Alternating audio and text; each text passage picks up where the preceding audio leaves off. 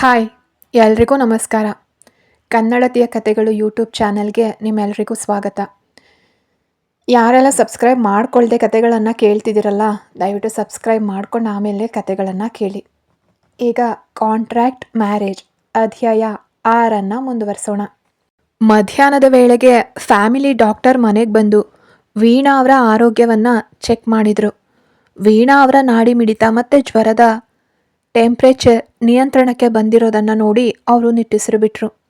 ಅಭಿಮನ್ಯುವಿನ ಕಡೆ ತಿರುಗಿ, ಅಭಿಮನ್ಯು, ಗಾಬರಿ ಪಡೋ ಅಗತ್ಯ ಇಲ್ಲ. ತೀವ್ರವಾದ ವೈರಲ್ ಇನ್ಫೆಕ್ಷನ್ ಆಗಿತ್ತು. ಆದರೆ ನಿಮ್ಮ ವೈಫ್ ಸಮಯಕ್ಕೆ ಸರಿಯಾಗಿ ಪ್ರಥಮ ಚಿಕಿತ್ಸೆ ನೀಡಿ ತಣ್ಣೀರಿನ ಬಟ್ಟೆ ಇಟ್ಟು ಜ್ವರ ಮೆದುಳಿಗೆ ಏರದ ಹಾಗೆ ತಡೆದಿದ್ದಾರೆ. ಆ ಕಷಾಯ ಕೂಡ ಶ್ವಾಸಕೋಶದ ಬ್ಲಾಕೇಜ್ ಕಮ್ಮಿ ಮಾಡಿದೆ. ನಿಜಕ್ಕೂ ನಿಮ್ಮ ಹೆಂಡತಿಯ ಸಮಯ ಪ್ರಜ್ಞೆ ನಿಮ್ಮ ತಾಯಿಯನ್ನು ದೊಡ್ಡ ಅಪಾಯದಿಂದ ಬಚಾವ್ ಮಾಡಿದೆ ಅಂತ ಮುಕ್ತ ಕಂಠದಿಂದ ಪ್ರಶಂಸಿಸಿ ಕೆಲವು ಔಷಧಿಗಳನ್ನು ಬರ್ಕೊಟ್ಟು ಹೊರಟರು. ಡಾಕ್ಟರ್ ಹೋದ ನಂತರ ಅನಂತ್ ಅವರು ನಿರಾಳವಾಗಿ ಸೊಸೆ ಹತ್ರ ಬಂದು, ಪ್ರಿಯಾ ಮಗಳೇ, ಇವತ್ತು ನೀನು ಈ ಮನೆಯನ್ನು ದೊಡ್ಡ ಗಂಡಾಂತರದಿಂದ ಕಾಪಾಡಿದೀಯ.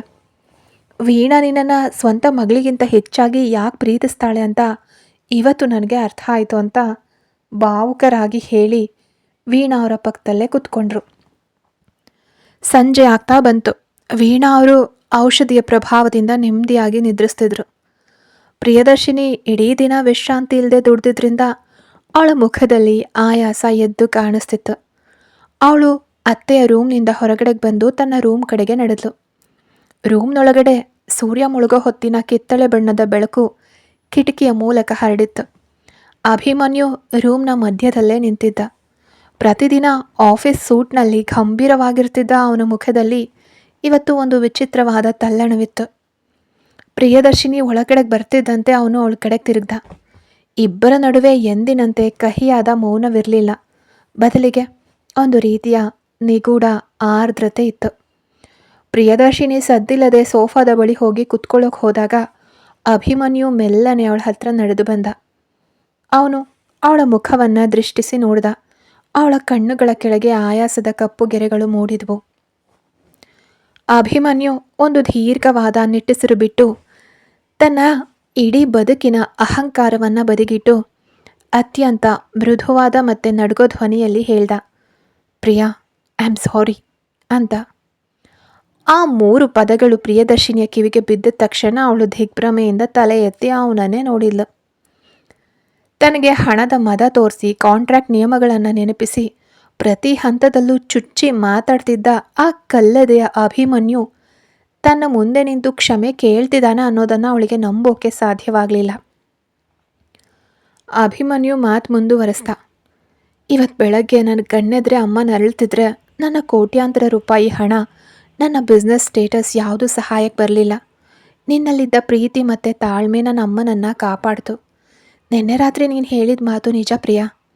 ಪ್ರತಿಯೊಂದು ಸಂಬಂಧಕ್ಕೂ ಪ್ರತಿಯೊಂದು ಭಾವನೆಗೂ ಹಣದಿಂದ ಬೆಲೆ ಕಟ್ಟೋಕ್ಕೆ ಸಾಧ್ಯ ಇಲ್ಲ. ನನ್ನ ಅಹಂಕಾರದ ಕಣ್ಣುಗಳಿಗೆ ನಿನ್ನ ನಿಷ್ಕಲ್ಮಶವಾದ ಮನಸ್ಸು ಕಾಣಿಸ್ಲಿಲ್ಲ. ನಿನ್ನ ಹೆತ್ತವರ ಕಣ್ಣೀರಿನ ಮುಂದೆಯೂ ನಾನು ಕಾಂಟ್ರಾಕ್ಟ್ ನೆನಪಿಸಿ ಮಾತಾಡಿದೆ. ನಿನ್ನ ಸ್ವಾಭಿಮಾನಕ್ಕೆ ಧಕ್ಕೆ ತಂದೆ. ನನ್ನನ್ನು ಕ್ಷಮಿಸ್ಬಿಡು ಅಂತ ಹೇಳುವಾಗ ಅಭಿಮನ್ಯುವಿನ ಕಣ್ಣುಗಳ ಮೂಲೆಯಲ್ಲಿ ಒಂದು ಸಣ್ಣ ಕಣ್ಣೀರಿನ ಹನಿ ಮೂಡಿತು. ಜಗತ್ತನ್ನೇ ಆಳಬಲ್ಲ ಉದ್ಯಮಿ ಇವತ್ತು ಹೆಂಡತಿಯ ಸತ್ಯ ಮತ್ತು ಸರಳತೆಯ ಮುಂದೆ ಸೋತು ನಿಂತಿದ್ದ. ಪ್ರಿಯದರ್ಶಿನಿ ಅವನ ಕಣ್ಣುಗಳಲ್ಲಿದ್ದ ಆ ನಿಜವಾದ ಅಪರಾಧ ಪ್ರಜ್ಞೆಯನ್ನು ನೋಡಿದ್ಲು. ಅವಳ ಮನಸ್ಸಿನಲ್ಲಿದ್ದ ಕೋಪ, ಬೇಸರ ಎಲ್ಲವೂ ಒಂದೇ ಒಂದು ಕ್ಷಣದಲ್ಲಿ ಕರಗಿ ನೀರಾದವು. ಹೆಣ್ಣಿನ ಹೃದಯ ಎಷ್ಟು ಮೃದು ಅನ್ನೋದಕ್ಕೆ ಅವಳೇ ಸಾಕ್ಷಿಯಾಗಿದ್ಲು. ಅವಳು ಮೆಲ್ಲನೆ ಎದ್ದು ನಿಂತು, ಅಭಿಮನ್ಯು ಸರ್, ನೀವು ನಿಮ್ಮ ತಪ್ಪನ್ನು ಒಪ್ಕೊಂಡಿದ್ದೀರಲ್ಲ, ಅಷ್ಟೇ ಸಾಕು. ನಾನು ನಿಮ್ಮ ಆಸ್ತಿಗೆ ಆಸೆಪಟ್ಟು ಈ ಮನೆಗೆ ಬಂದವಳಲ್ಲ ಅನ್ನೋದು ನಿಮಗೆ ಅರ್ಥ ಆದರೆ ಅಷ್ಟೇ ಸಾಕು ನನಗೆ. ಅದೇ ನೆಮ್ಮದಿ. ಅತ್ತೆಯವರು ನನ್ನನ್ನು ಮಗಳಂತೆ ನೋಡ್ಕೊಂಡಿದ್ದಾರೆ. ಅವರ ಜಾಗದಲ್ಲಿ ನನ್ನ ಹೆತ್ತ ತಾಯಿ ಇದ್ದರು ನಾನು ಇದನ್ನೇ ಮಾಡ್ತಿದ್ದೆ. ಇನ್ಮೇಲೆ ದಯವಿಟ್ಟು ನನ್ನ ಸಂಬಂಧಗಳನ್ನು ಮತ್ತು ನನ್ನ ನಡವಳಿಕೆಯನ್ನು ಶಂಕಿಸಬೇಡಿ ಅಂತ ಅತ್ಯಂತ ಶಾಂತವಾಗಿ ಹೇಳಿದ್ಲು. ಅಭಿಮನ್ಯು ಅವಳ ಮುಖವನ್ನೇ ನೋಡ್ತಾ ತಲೆಯಾಡಿಸ್ದ. ಇಬ್ಬರ ನಡುವೆ ಇದ್ದ ಆ ಕಾಂಟ್ರಾಕ್ಟ್ ಅನ್ನೋ ಅದೃಶ್ಯ ಗೋಡೆಯಲ್ಲಿ ಮೊದಲ ಬಾರಿಗೆ ಒಂದು ಸಣ್ಣ ಬಿರುಕು ಮೂಡಿತ್ತು. ಕಲ್ಲಾಗಿದ್ದ ಅಭಿಮನ್ಯುವಿನ ಹೃದಯದಲ್ಲಿ ಪ್ರಿಯದರ್ಶಿನಿಯ ಮೇಲಿನ ಗೌರವದ ಮೊಳಕೆ ಒಡೆಯೋಕೆ ಶುರುವಾಗಿತ್ತು. ಆದರೆ ಆ ಬದಲಾವಣೆ ಇವರ ಮುಂದಿನ ಕಾಂಟ್ರಾಕ್ಟ್ ಬದುಕನ್ನು ಯಾವ ಕಡೆಗೆ ಕೊಂಡೊಯ್ಯಲಿದೆ ನೋಡೋಣ. ದಿನಗಳು ಉರುಳದಂತೆ ವೀಣಾ ಅವರು ಸಂಪೂರ್ಣವಾಗಿ ಗುಣಮುಖರಾಗಿ ಮರಳಿ ಮತ್ತೆ ತಮ್ಮ ಹಳೆಯ ಚಟುವಟಿಕೆಗಳಿಗೆ ಮರಳಿದರು. ಪ್ರಿಯದರ್ಶಿನಿಯ ಮೇಲಿನ ಅವರ ಪ್ರೀತಿ ಮತ್ತು ನಂಬಿಕೆ ಈಗ ಇಮ್ಮಡಿಯಾಗಿತ್ತು. ಇತ್ತ ಅಭಿಮನ್ಯು ತನ್ನ ತಪ್ಪನ್ನು ಒಪ್ಕೊಂಡ ದಿನದಿಂದ ಪ್ರಿಯದರ್ಶಿನಿ ಜೊತೆಗೆ ಕಟುವಾಗಿ ವರ್ತಿಸೋದನ್ನು ನಿಲ್ಲಿಸಿದ್ದ. ಅವರಿಬ್ಬರ ನಡುವೆ ಮೊದಲನೇ ತರಹ ಜಗಳ ಇಲ್ದಿದ್ರೂ ಒಂದು ರೀತಿಯ ಸೂಕ್ಷ್ಮವಾದ ಮೌನ ಮತ್ತು ಅಂತರ ಹಾಗೆ ಉಳಿದಿತ್ತು. ಕಾಂಟ್ರಾಕ್ಟ್ನ ನಿಯಮಗಳು ಇಬ್ಬರನ್ನು ಒಟ್ಟಿಗೆ ಸೇರ್ಸೋಕ್ಕೂ ಬಿಡದೆ ಬೇಲಿಯಂತೆ ತಡೆದು ನಿಲ್ಲಿಸಿದ್ವು. ಒಂದು ದಿನ ಬೆಳಗ್ಗೆ ಪ್ರಿಯದರ್ಶಿನಿ ಮತ್ತು ಅಭಿಮನ್ಯು ಡೈನಿಂಗ್ ಟೇಬಲ್ ಬಳಿ ಕೂತು ಊಟ ಮಾಡ್ತಿದ್ದಾಗ ವೀಣಾ ಮತ್ತು ಅನಂತ್ ಅವರ ಮುಖ ತುಂಬ ನಗ್ತಾ ಅಲ್ಲಿಗೆ ಬಂದರು. ಅನಂತ್ ಅವರ ಕೈಯಲ್ಲಿ ಒಂದು ಐಷಾರಾಮಿ ವೆಲ್ವೆಟ್ ಲಕೋಟೆ ಇತ್ತು. ವೀಣಾ ಪ್ರಿಯದರ್ಶಿನಿ ಪಕ್ಕದಲ್ಲಿ ಕೂತು, ಪ್ರಿಯಾ, ನಿಮ್ಮ ಮದುವೆ ಆಗಿ ಇಷ್ಟು ದಿನಗಳಾದರೂ ನೀವಿಬ್ಬರು ಎಲ್ಲೂ ಹೊರಗಡೆ ಹೋಗಲೇ ಇಲ್ಲ. ಅಭಿಮನ್ಯು ಸದಾ ಆಫೀಸ್ ಬಿಸ್ನೆಸ್ ಅಂತಾನೆ ಇರ್ತಾನೆ. ಅದಕ್ಕೆ ಇವತ್ತು ನಾನೇ ಒಂದು ದೊಡ್ಡ ನಿರ್ಧಾರ ಮಾಡಿದ್ದೀನಿ ಅಂದರು ಉತ್ಸಾಹದಿಂದ. ಅಭಿಮನ್ಯು ಕಾಫಿ ಲೋಟನ ಕೆಳಗಡೆ ಇಟ್ಟು, ಅಮ್ಮ, ಏನಮ್ಮ ಅದು ಅಂತ ಕೇಳ್ದ. ಆಗ ಅನಂತ್ ಅವರು ಆ ಲಕೋಟೆನ ಅಭಿಮನ್ಯುವಿನ ಕೈಗಿಟ್ಟು, ನೋಡು ಅಭಿ, ಮುಂದಿನ ವಾರ ಸ್ವಿಟ್ಜರ್ಲ್ಯಾಂಡ್ನ ಅತ್ಯಂತ ಪ್ರಸಿದ್ಧ ಮತ್ತು ಐಷಾರಾಮಿ ರೆಸಾರ್ಟ್ನಲ್ಲಿ ಒಂದು ವಾರದ ಮಟ್ಟಿಗೆ ನಿಮಗಾಗಿ ರೂಮ್ ಬುಕ್ ಮಾಡಿಸಿದ್ದೀನಿ. ಫ್ಲೈಟ್ ಟಿಕೆಟ್ಗಳಿಂದ ಹಿಡಿದು ಎಲ್ಲನೂ ರೆಡಿಯಾಗಿದೆ. ಇನ್ನು ಒಂದು ವಾರ ನೀನು ಯಾವುದೇ ಆಫೀಸ್ ಕೆಲಸ ಮುಟ್ಟೋ ಹಾಗಿಲ್ಲ. ಇಬ್ಬರು ಒಟ್ಟಿಗೆ ಹೋಗಿ ಸಮಯ ಕಳೆದು ಬರಬೇಕು ಅಂತ ನಗ್ತಾ ಹೇಳಿದರು. ಹನಿಮೂನ್ ಅನ್ನೋ ಪದ ಕೇಳ್ತಿದ್ದಂತೆ ಅಭಿಮನ್ಯು ಮತ್ತು ಪ್ರಿಯದರ್ಶಿನಿ ಇಬ್ಬರ ಎದೆಯು ಒಟ್ಟಿಗೆ ಝಲ್ಲೆಂದಿತ್ತು. ಕಣ್ಣುಗಳು ಅನಿವಾರ್ಯವಾಗಿ ಒಂದನ್ನೊಂದು ಸಂಧಿಸಿದ್ವು. ಕಾಂಟ್ರಾಕ್ಟ್ ಪ್ರಕಾರ ಕೇವಲ ಸಮಾಜದ ಕಣ್ಣಿಗೆ ಮಾತ್ರ ಗಂಡ ಹೆಂಡತಿಯಾಗಿ ನಟಿಸ್ತಾ ಇದ್ದ ಇವರಿಗೆ ಒಂದು ಮುಚ್ಚಿದ ಕೋಣೆಯೊಳಗಡೆ ಅರಮನೆಯ ನಿಯಂತ್ರಣವಿಲ್ಲದ ಜಾಗದಲ್ಲಿ ಒಂದು ವಾರ ಒಟ್ಟಿಗೆ ಕಳೆಯೋದು ಅಂದರೆ ಅತಿ ದೊಡ್ಡ ಸವಾಲಾಗಿತ್ತು. ಅಭಿಮನ್ಯು ತಕ್ಷಣವೇ ತಡಬಡಾಯಿಸ್ತಾ, ಇಲ್ಲ ಡ್ಯಾಡ್, ಮುಂದಿನ ವಾರ ಮಲ್ಹೋತ್ರಾ ಪ್ರಾಜೆಕ್ಟ್ನ ಇಂಪ್ಲಿಮೆಂಟೇಷನ್ ಇದೆ. ನಾನು ಆಫೀಸ್ ಬಿಟ್ಟು ಬರೋಕ್ಕೆ ಸಾಧ್ಯನೇ ಇಲ್ಲ. ಬೇಕಾದರೆ ಮುಂದಿನ ತಿಂಗಳು ಹೋಗೋಣ ಅಂತ ತಪ್ಪಿಸ್ಕೊಳ್ಳೋಕ್ಕೆ ಪ್ರಯತ್ನಿಸ್ತಾ. ಆದರೆ ವೀಣಾ ಅವರು ಈ ಬಾರಿ ಪಟ್ಟು ಬಿಡಲಿಲ್ಲ. ಅದನ್ನೆಲ್ಲ ನಿನ್ನ ಮ್ಯಾನೇಜರ್ ವಿವೇಕ್ ನೋಡ್ಕೋತಾನೆ. ನಿನ್ನೆ ರಾತ್ರಿ ನಾನೇ ಅವನ ಹತ್ರ ಮಾತಾಡಿದ್ದೀನಿ. ಇವತ್ತು ಪ್ರಿಯಾ ನಮ್ಮ ಮನೆಯನ್ನು ದೊಡ್ಡ ಗಂಡಾಂತರದಿಂದ ಕಾಪಾಡಿದಾಳೆ. ಅವಳಿಗೂ ಒಂದು ಚೇಂಜ್ ಬೇಕು. ನೀನು ಹೋಗದಿದ್ರೆ ನಾನು ಇವತ್ತಿನಿಂದ ಅನ್ನ ನೀರು ಬಿಡ್ತೀನಿ ಅಂತ ಹಠ ಹಿಡಿದ್ರು.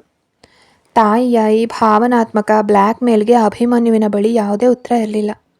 ತಂದೆಯ ಮುಖದಲ್ಲೂ ಗಂಭೀರತೆ ಕಂಡಾಗ ಅವನು ಬೇರೆ ದಾರಿ ಇಲ್ಲದೆ ಸರಿಯಮ್ಮ ಹೊಡ್ತೀವಿ ಅಂತ ಒಪ್ಕೊಳ್ಳೇಬೇಕಾಯಿತು. ಪ್ರಿಯದರ್ಶಿನಿಗೆ ಒಳಗೊಳಗೆ ತೀವ್ರವಾದ ಆತಂಕ ಶುರುವಾಯಿತು. ಮನೆಯಲ್ಲಿದ್ದರೆ ಅತ್ತೆ ಮಾವ ಇರ್ತಾರೆ. ರೂಮ್ನಲ್ಲಿ ಅಭಿಮನ್ಯು ತನ್ನ ಬೆಡ್ ಮೇಲೆ ಮಲಗ್ತಾನೆ. ತಾನು ಸೋಫಾ ಮೇಲೆ ಮಲಗಬಹುದು. ಆದರೆ ಹನಿಮೂನ್ ನೆಪದಲ್ಲಿ ಸ್ವಿಟ್ಜರ್ಲ್ಯಾಂಡ್ನ ಆ ರೊಮ್ಯಾಂಟಿಕ್ ಪರಿಸರದಲ್ಲಿ ಕೇವಲ ಇಬ್ಬರೇ ಇರುವಾಗ ಪರಿಸ್ಥಿತಿ ಏನಾಗಬಹುದು? ಅಭಿಮನ್ಯು ಮತ್ತೆ ತನ್ನ ಕರಾರಿನ ರೂಲ್ಸ್ಗಳನ್ನು ನೆನಪಿಸಿ ದೂರ ತಳ್ತಾನೋ ಅನ್ನೋ 10 ಯೋಚನೆಗಳು ಅವಳ ತಲೆಯಲ್ಲಿ ಬಿರುಗಾಳಿ ಎಬ್ಬಿಸಿದವು. ಮರುದಿನವೇ ಅವರಿಬ್ಬರ ಪ್ರಯಾಣದ ದಿನ ಬಂದಿತ್ತು. ವೀಣಾ ಅವರು ಪ್ರೀತಿಯಿಂದ ಇಬ್ಬರಿಗೂ ಆರತಿ ಎತ್ತಿ, ಒಳ್ಳೇದಾಗಲಿ ಮಕ್ಕಳೇ, ಸಂತೋಷವಾಗಿ ಹೋಗಿ ಬನ್ನಿ ಅಂತ ಹರಸಿ ಕಳಿಸಿದ್ರು. ಕಾರ್ನಲ್ಲಿ ಏರ್ಪೋರ್ಟ್ಗೆ ಹೋಗುವಾಗ ಇಬ್ಬರ ನಡುವೆಯೂ ದಟ್ಟವಾದ ಮೌನ ಆವರಿಸಿತ್ತು. ವಿಮಾನ ಹತ್ತಿ ಸ್ವಿಟ್ಜರ್ಲ್ಯಾಂಡ್ನ ತಂಪಾದ ಹವಾವೇಗದ ರಸ್ತೆಗಳ ಮೂಲಕ ಸಾಗಿ ಕೊನೆಗೆ ಆ ಬೆಟ್ಟದ ತುದಿಯಲ್ಲಿದ್ದ ಐಷಾರಾಮಿ ರೆಸಾರ್ಟ್ ತಲುಪಿದಾಗ ಸಂಜೆ ಆಗಿತ್ತು. ಸುತ್ತಲೂ ದಟ್ಟವಾದ ಮಂಜು ಕವಿದಿತ್ತು. ಚಳಿಯ ತೀವ್ರತೆ ಹೆಚ್ಚಾಗ್ತಿತ್ತು. ರೆಸಾರ್ಟ್ನ ಮ್ಯಾನೇಜರ್ ಗೌರವದಿಂದ ಇವರನ್ನು ಕರೆದೊಯ್ದು ಆ ಭವ್ಯವಾದ ಹನಿಮೂನ್ ರೂಮ್ ಬಾಗಿಲು ತೆರೆದ್ರು. ಒಳಗಡೆ ಪ್ರವೇಶಿಸ್ತಾ ಇದ್ದಂತೆ ಪ್ರಿಯದರ್ಶಿನಿಯ ಉಸಿರು ಒಂದು ಕ್ಷಣ ನಿಂತಂತಾಯಿತು. ಇಡೀ ರೂಮನ್ನು ಕೆಂಪು ಗುಲಾಬಿ ದಳಗಳಿಂದ, ಸುಗಂಧ ಭರಿತ ಮೇಣದ ಬತ್ತಿಗಳಿಂದ ಶೃಂಗರಿಸಲಾಗಿತ್ತು. ರೂಮ್ನ ಮಧ್ಯದಲ್ಲಿದ್ದ ಬೃಹತ್ ಬೆಡ್ನ ಮೇಲೆ ಹೂಗಳಿಂದ ಹೃದಯದ ಆಕಾರವನ್ನು ಬಿಡಿಸಲಾಗಿತ್ತು. ಮ್ಯಾನೇಜರ್ ಬಾಗಿಲು ಮುಚ್ಚಿ ಹೊರನಡೆದಾಗ ಆ ರೂಮ್ನೊಳಗಡೆ ಕೇವಲ ಅಭಿಮನ್ಯು ಮತ್ತು ಪ್ರಿಯದರ್ಶಿನಿ ಮಾತ್ರ ಉಳ್ಕೊಂಡ್ರು. ಅಭಿಮನ್ಯು ತನ್ನ ಕೋಟನ್ನು ಕಳಚಿ ಹ್ಯಾಂಗರ್ಗೆ ಸಿಕ್ಕಿಸ್ತಾ ತಿರುಗಿ ನಿಂತ. ಅವನ ಕಣ್ಣುಗಳಲ್ಲಿ ಇವತ್ತು ಕ್ರೌರ್ಯವಿರಲಿಲ್ಲ. ಆದರೆ ಆ ಪರಿಸರ ಉಂಟು ಮಾಡ್ತಿದ್ದ ಕಸಿವಿಸಿ ಮತ್ತು ಮುಜುಗರ ಸ್ಪಷ್ಟವಾಗಿ ಕಾಣಿಸ್ತಿತ್ತು. ಅವನು ಪ್ರಿಯದರ್ಶಿನಿಯ ಕಡೆಗೆ ನೋಡಿ, ನೋಡು ಪ್ರಿಯಾ, ಇದು ಅಮ್ಮನ ಹಠಕ್ಕೆ ಬಂದು ಮಾಡಿರೋ ಅರೇಂಜ್ಮೆಂಟ್. ಇಲ್ಲಿ ನಾವಿಬ್ಬರೇ ಇದ್ದರೂ ನಮ್ಮ ನಡುವಿನ ಕಾಂಟ್ರಾಕ್ಟ್ ನಿಯಮಗಳು ಬದಲಾಗಲ್ಲ ಅಂತ ಕೊಂಚ ನಡುಗೋ ಧ್ವನಿಯಲ್ಲೇ ಹೇಳ್ದ. ಆ ಚಳಿಯ ರಾತ್ರಿಯಲ್ಲಿ ಅವರಿಬ್ಬರ ಕಾಂಟ್ರಾಕ್ಟ್ ಬದುಕಿನ ಮುಂದಿನ ಅಧ್ಯಾಯ ಯಾವ ತಿರುವು ಪಡೆಯುತ್ತೆ ಅಂತ ಮುಂದೆ ನೋಡೋಣ. ಸ್ವಿಟ್ಜರ್ಲ್ಯಾಂಡ್ನ ಆ ದಟ್ಟವಾದ ಮಂಜಿನ ಮತ್ತು ಹಿಮಪಾತದ ರಾತ್ರಿಯಲ್ಲಿ ಚಳಿಯ ತೀವ್ರತೆ ಗಂಟೆಯಿಂದ ಗಂಟೆಗೆ ಹೆಚ್ಚಾಗ್ತಿತ್ತು. ಬೆಟ್ಟಗಳ ನಡುವೆ ಇದ್ದ ಆ ಐಷಾರಾಮಿ ರೆಸಾರ್ಟ್ನ ರೂಮ್ ಸಂಪೂರ್ಣವಾಗಿ ಮಂಜಿನಿಂದ ಆವೃತವಾಗಿತ್ತು. ರೂಮ್ನ ಗಾಜಿನ ಕಿಟಕಿಗಳ ಹೊರಗೆ ಮಂಜಿನ ಕಣಗಳು ಬಂದು ಜೋರಾಗಿ ಅಪ್ಪಳಿಸ್ತಿದ್ರೆ, ಒಳಗಡೆ ಉರಿತಾ ಇದ್ದ ಸುಗಂಧ ಭರಿತ ಮೇಣದ ಬತ್ತಿಗಳ ಕೆಂಪು ಬೆಳಕು ವಾತಾವರಣವನ್ನು ಮತ್ತಷ್ಟು ಕಸಿವಿಸಿಗೊಳಿಸ್ತಿತ್ತು. ಅಭಿಮನ್ಯು ಆಡಿದ ಕಾಂಟ್ರಾಕ್ಟ್ನ ಮಾತುಗಳು ಪ್ರಿಯದರ್ಶಿನಿಗೆ ಹೊಸ್ತೇನೂ ಆಗಿರಲಿಲ್ಲ. ಅವರಿಬ್ಬರ ಮದುವೆ ಕೇವಲ ಒಂದು ಪರಿಸ್ಥಿತಿಯ ಒಪ್ಪಂದವಾಗಿತ್ತು. ಆದರೆ ಇಷ್ಟೊಂದು ರೊಮ್ಯಾಂಟಿಕ್ ಆಗಿ ಶೃಂಗರಿಸಲ್ಪಟ್ಟ ರೂಮ್ನಲ್ಲಿ, ವಿದೇಶದ ಈ ಚಳಿಯ ವಾತಾವರಣದಲ್ಲಿ ಅವನ ಅತ್ಯಂತ ಹತ್ತಿರ ನಿಂತು ಆ ಕಟು ಮಾತುಗಳನ್ನು ಕೇಳೋದು ಅವಳಿಗೆ ತೀವ್ರ ಮುಜುಗರ ಹಾಗೆ ನಿರಾಸೆಯನ್ನು ಉಂಟು ಮಾಡುತ್ತಿತ್ತು. ಬದಲಾದ ವಾತಾವರಣ, ಬೆಳೆಯದ ಅಂತರ. ಅವಳು ಮೌನವಾಗಿ ತನ್ನ ಸೂಟ್ಕೇಸ್ ತೆರೆದು ಸಾಧಾರಣವಾದ ಒಂದು ಕಾಟನ್ ನೈಟ್ವೇರ್ ಉಡುಪನ್ನು ಆರಿಸ್ಕೊಂಡು ವಾಶ್ರೂಮಿಗೆ ಹೋದಳು. ಅವಳು ಬಟ್ಟೆ ಬದಲಾಯಿಸಿ ಹೊರಗಡೆ ಬಂದಾಗ ಅಭಿಮನ್ಯು ಕಿಟಕಿಯ ಬಳಿ ನಿಂತು ಬಿಸಿ ಕಾಫಿ ಕುಡಿತಾ ಹೊರಗಡೆ ಬೀಳ್ತಾ ಇದ್ದ ಹಿಮವನ್ನು ನೋಡ್ತಿದ್ದ. ಅವಳ ತೇವವಾದ ಮುಂಗುರುಳು ಮತ್ತು ಮುಖದ ಮೇಲಿದ್ದ ನೈಸರ್ಗಿಕ ಕಳೆ ಆ ಮೇಣದ ಬತ್ತಿಯ ಮಂದ ಬೆಳಕಿನಲ್ಲಿ ದಿವ್ಯವಾಗಿ ದೇವತೆಯಂತೆ ಕಾಣಿಸ್ತಿತ್ತು. ಅಭಿಮನ್ಯು ಅವಳನ್ನು ನೋಡಿ ಒಂದು ಕ್ಷಣ ಸ್ತಬ್ಧನಾದ. ನಂತರ ತನ್ನ ಕಾಫಿ ಕಪ್ಪನ್ನು ಟೇಬಲ್ ಮೇಲಿಟ್ಟ. ಆ ರೂಮ್ನಲ್ಲಿ ಇದ್ದದ್ದು ಒಂದೇ ಒಂದು ಬೃಹತ್ ಕಿಂಗ್ ಸೈಜ್ ಬೆಡ್. ಸ್ವಿಟ್ಜರ್ಲ್ಯಾಂಡ್ನ ಹವಾಮಾನಕ್ಕೆ ತಕ್ಕಂತೆ ವಿನ್ಯಾಸಗೊಳಿಸಲಾದ ಆ ರೂಮ್ನಲ್ಲಿ ಅವರ ಸ್ವದೇಶದ ಮನೆಯಲ್ಲಿದ್ದಂತೆ ಇಲ್ಲಿ ಮಲಗೋಕೆ ಬೇರೆ ಸೋಫಾ ಇರಲಿಲ್ಲ. ಇದ್ದ ಸಣ್ಣ ಕುಷನ್ ಸೋಫಾ ತುಂಬ ಚಿಕ್ಕದಾಗಿತ್ತು. ಅದ್ರ ಮೇಲೆ ಮಲಗೋಕಂತೂ ಸಾಧ್ಯವೇ ಇರಲಿಲ್ಲ. ಪ್ರಿಯದರ್ಶಿನಿ ಕೊಂಚ ಹಿಂಜರಿತಾ ಹೆದರುತ್ತಲೇ ಬೆಡ್ನ ಅತ್ಯಂತ ಎಡಭಾಗದ ತುದಿಗೆ ಬಂದು ಬೆಡ್ಶೀಟನ್ನು ತನಗೆ ಸರಿಪಡಿಸ್ಕೊಂಡು ಮಲಗಿದ್ಲು. ಅವಳು ಅಭಿಮನ್ಯುವಿಗೆ ಬೆನ್ನು ಮಾಡಿ ತನ್ನ ಕೈಕಾಲುಗಳನ್ನು ಮುದುಡ್ಕೊಂಡು ಮಲಗಿದ್ಲು. ಸ್ವಿಟ್ಜರ್ಲ್ಯಾಂಡ್ನ ಆ ಭೀಕರ ಚಳಿಯ ತೀವ್ರತೆಗೆ ಅವಳ ಇಡೀ ದೇಹ ಲಘುವಾಗಿ ನಡುಗ್ತಿತ್ತು.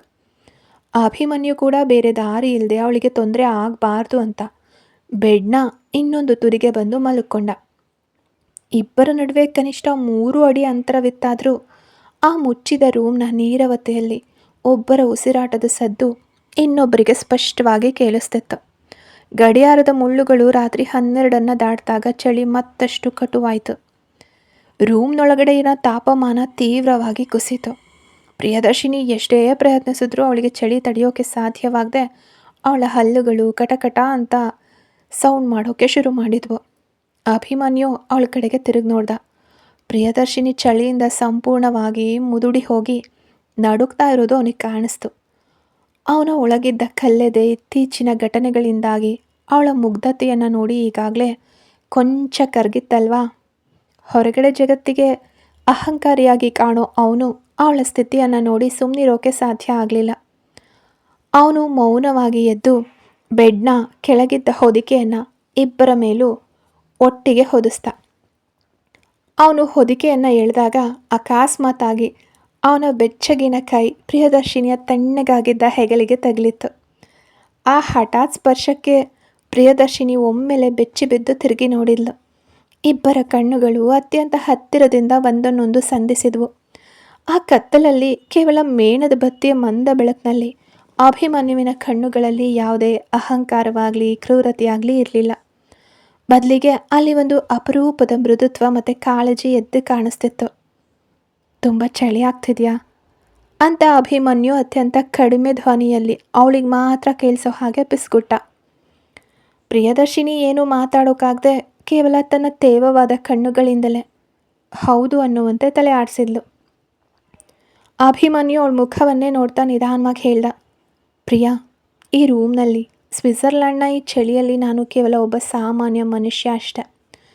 ಬಿಸ್ನೆಸ್ ಪ್ರಪಂಚದ ಕಾಂಟ್ರಾಕ್ಟ್ ಏನೇ ಇರಲಿ, ನಿನ್ನನ್ನು ಈ ರೀತಿ ಕಷ್ಟಕ್ಕೆ ದೂಡೋಷ್ಟು ಕ್ರೂರಿ ನಾನಲ್ಲ.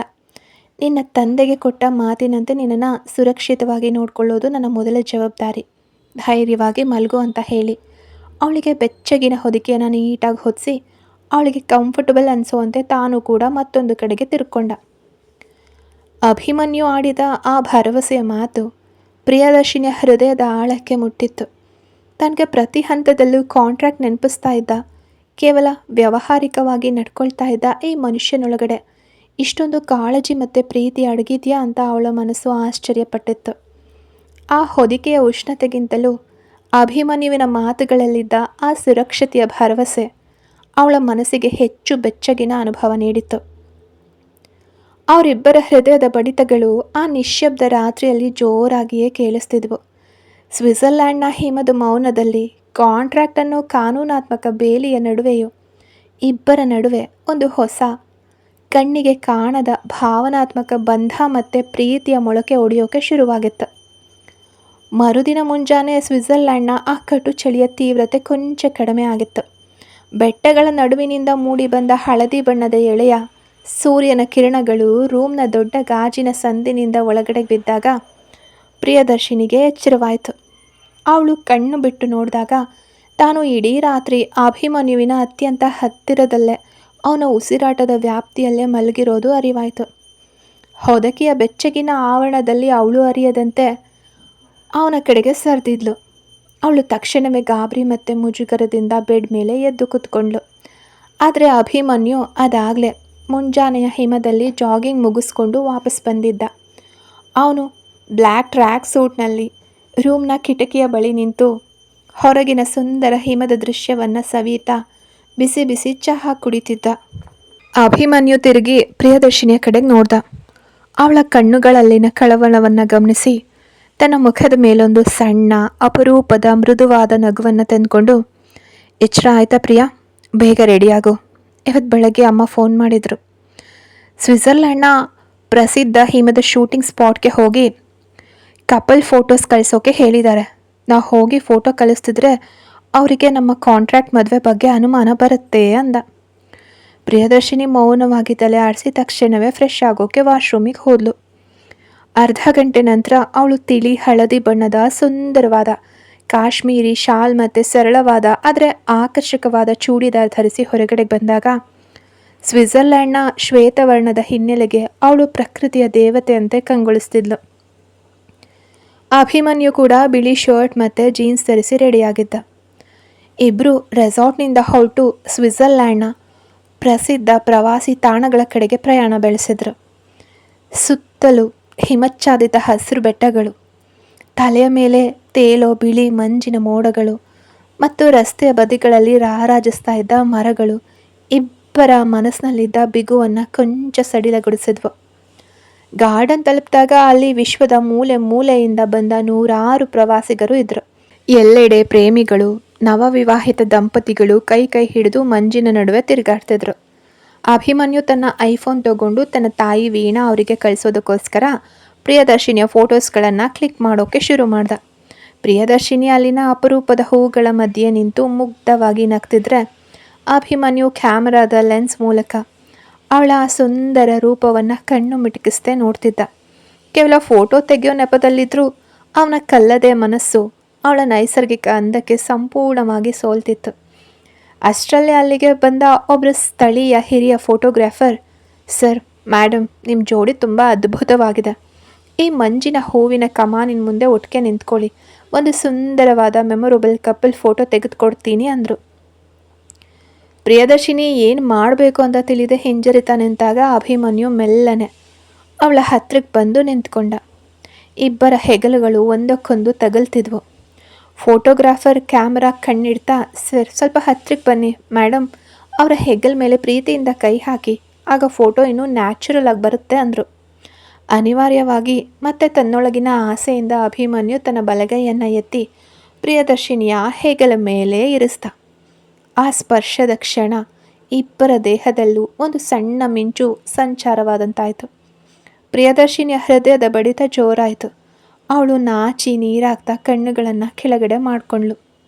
ಅಭಿಮನ್ಯು ಅವಳ ಮುಖದ ಹತ್ರ ಬಾಗಿ, ಪ್ರಿಯಾ, ಕಾಂಟ್ರಾಕ್ಟ್ ನೆನಪಿರಲಿ, ಕ್ಯಾಮ್ರಾ ಕಡೆಗೆ ನೋಡಿ ನಗು ಅಂತ ಅತ್ಯಂತ ಮೃದುವಾಗಿ ಪಿಸುಗುಟ್ಟ. ಅವಳು ತಲೆ ಎತ್ತಿ ನಕ್ಕಾಗ ಕ್ಯಾಮ್ರಾದ ಫ್ಲ್ಯಾಶ್ ಬಿತ್ತು. ಆ ಫೋಟೋದಲ್ಲಿ ಇಬ್ಬರ ನಡುವಿನ ಆಕಸ್ಮಿಕ ಸಾಮೀಪ್ಯ ಮತ್ತು ಪ್ರೀತಿಯ ಹೊಸರು ಅತ್ಯಂತ ಅದ್ಭುತವಾಗಿ ಸೆರೆಯಾಗಿತ್ತು. ಅಲ್ಲಿಂದ ಹೊರಟು ಇಬ್ಬರು ಬೆಟ್ಟದ ತುದಿಯಲ್ಲಿದ್ದ ಪ್ರಸಿದ್ಧ ವ್ಯೂ ಪಾಯಿಂಟ್ಗೆ ಬಂದಾಗ ಇದ್ದಕ್ಕಿದ್ದಂತೆ ಸ್ವಿಟ್ಜರ್ಲ್ಯಾಂಡ್ನ ಹವಾಮಾನ ಸಂಪೂರ್ಣವಾಗಿ ಬದಲಾಯಿತು. ದಟ್ಟವಾದ ಮಂಜು ಒಮ್ಮೆಲೆ ಇಡೀ ಜಾಗವನ್ನು ಆವರಿಸ್ಕೊಂಡಿತ್ತು. ಕಣ್ಣೆದುರಿಗಿದ್ದ ದಾರಿಯೇ ಕಾಣಿಸ್ದಂತೆ ಇಡೀ ಪರಿಸರ ಬಿಳಿಯ ಹೊದಿಕೆಯಿಂದ ಮುಚ್ಚಿ ಹೋಯಿತು. ಅದರ ಬೆನ್ನಲ್ಲೇ ತಂಪಾದ ಕಡು ಬಿರುಗಾಳಿ ಬೀಸತೊಡಗಿತ್ತು. ಚಳಿಯ ತೀವ್ರತೆಗೆ ಪ್ರಿಯದರ್ಶಿನಿ ನಡುಗ್ತಾ ತನ್ನ ಶಾಲನ್ನು ಗಟ್ಟಿಯಾಗಿ ಎಳ್ಕೊಂಡ್ಳು. ಆದರೆ ಗಾಳಿಯ ರಭಸ ಅತಿಯಾಗಿತ್ತು. ಒಂದು ಕ್ಷಣ ಗಾಳಿಯ ಜೋರಿಗೆ ಅವಳು ಕಾಲು ಜಾರಿ ಬೆಟ್ಟದ ಆಳವಾದ ಅಂಚಿನ ಕಡೆಗೆ ಬೀಳೋಕೆ ಹೋದಾಗ, ಅಭಿಮನ್ಯು ಸರ್ ಅಂತ ಅವಳು ಪ್ರಾಣ ಭಯದಿಂದ ತೀವ್ರವಾಗಿ ಕಿರುಚಿದ್ಲು. ಆದರೆ ಅವಳು ಕೆಳಗಡೆ ಬೀಳೋ ಮುನ್ನವೇ ಅಭಿಮನ್ಯು ತನ್ನ ಇಡೀ ಶಕ್ತಿಯನ್ನು ಬಳಸಿ ಮಿಂಚಿನ ವೇಗದಲ್ಲಿ ಮುನ್ನುಗ್ಗಿ ಅವಳ ನಡುವನ್ನು ತನ್ನ ಬಲಿಷ್ಠ ಕೈಗಳಿಂದ ಗಟ್ಟಿಯಾಗಿ ಹಿಡಿದು ಒಂದೇ ಎಳೆತಕ್ಕೆ ತನ್ನ ವಿಶಾಲವಾದ ಎದೆಯ ಕಡೆಗೆ ಎಳುಕೊಂಡ. ಪ್ರಿಯದರ್ಶಿನಿ ಥಟ್ಟನೆ ಅವನ ಎದೆಗೆ ಬಂದು ಅಪ್ಪಳಿಸಿದ್ಲು. ಇಬ್ಬರು ಆ ಸ್ವಿಟ್ಜರ್ಲ್ಯಾಂಡ್ನ ಮಂಜಿನ ಬಿರುಗಾಳಿಯ ಮಧ್ಯೆ ಪ್ರಕೃತಿಯ ಆರ್ಭಟದ ನಡುವೆ ಒಟ್ಟಿಗೆ ಒಂದಾಗಿ ನಿಂತಿದ್ರು. ಪ್ರಿಯದರ್ಶಿನಿಯ ಮುಖ ಅಭಿಮನ್ಯುವಿನ ಕುತ್ತಿಗೆಯ ಹತ್ತಿರ ಇತ್ತು. ಅವಳ ಗಾಬರಿಯಾದ ಬಿಸಿ ಉಸಿರು ಅವನ ಚರ್ಮಕ್ಕೆ ತಾಕ್ತಿತ್ತು. ಅಭಿಮನ್ಯು ಅವಳನ್ನು ಕಳ್ಕೊಳ್ಳೋ ಭಯದಲ್ಲಿ ಆ ಬಿರುಗಾಳಿಗೂ ಅವಳನ್ನು ಬಿಟ್ಕೊಡದಂತೆ ಮತ್ತಷ್ಟು ಗಟ್ಟಿಯಾಗಿ ತನ್ನ ಬಾಹುಬಂಧನದಲ್ಲಿ ತಪ್ಕೊಂಡಿದ್ದ. ಆ ಒಂದು ಕ್ಷಣ ಇಡೀ ಜಗತ್ತೇ ನಿಂತು ಹೋದಂತೆ ಭಾಸವಾಯಿತು. ಕಾಂಟ್ರಾಕ್ಟ್, ಹಣದ ಒಪ್ಪಂದ, ಅಹಂಕಾರ ಎಲ್ಲವೂ ಆ ದಟ್ಟ ಮಂಜಿನಲ್ಲಿ ಕರಗಿ ಹೋಗಿದ್ವು. ಕೇವಲ ಇಬ್ಬರು ಜೀವಗಳು ಪರಸ್ಪರ ರಕ್ಷಣೆ, ಭದ್ರತೆ ಮತ್ತು ಪ್ರೀತಿಯ ಹಪಾಹಪಿಯಲ್ಲಿ ಒಂದಾಗಿದ್ವು.